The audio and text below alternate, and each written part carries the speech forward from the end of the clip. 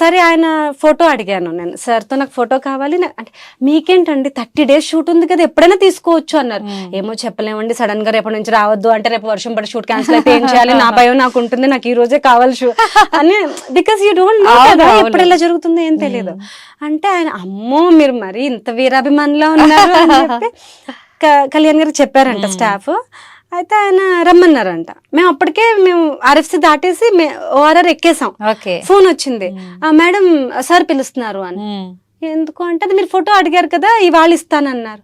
అయ్యో నేను చాలా దూరం వచ్చానండి, ఉండమనండి నేను వస్తాను, నేను ఎక్కాను. కాదు వెళ్ళిపోవాలండి, మీరు అంత దూరం రావడానికి 20 minutes పడుతుంది, అంతసేపు వెయిట్ చేయలేరు కదా, విజయవాడ వెళ్ళిపోతారు, ఇట్స్ ఓకే అండి రేపు ఎప్పుడైనా మళ్ళీ ఓకే. ఆ రోజు ఎంత ఫీల్ అయ్యానో, కళ్యాణ్ గారు రమ్మని చెప్పడం నేను వెళ్ళలేకపోయాను మొత్తానికి. యా అప్పుడు ఏమైందంటే నేను అట్లా ఫీల్ అవుతూ కార్లో కూర్చున్నాను, ఆయన కారు నా పక్క నుంచి అట్లా వెళ్తోంది. ఆయన విండో దించి నేను గట్టిగా గొంతు పగిలేలా వచ్చాను. See how sweet he is.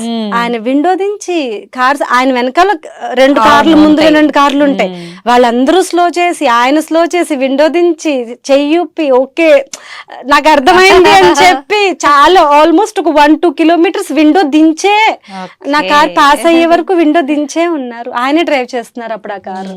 So those kind of incidents happen because ఆయన హీఈస్ నెక్స్ట్ టు గాడ్.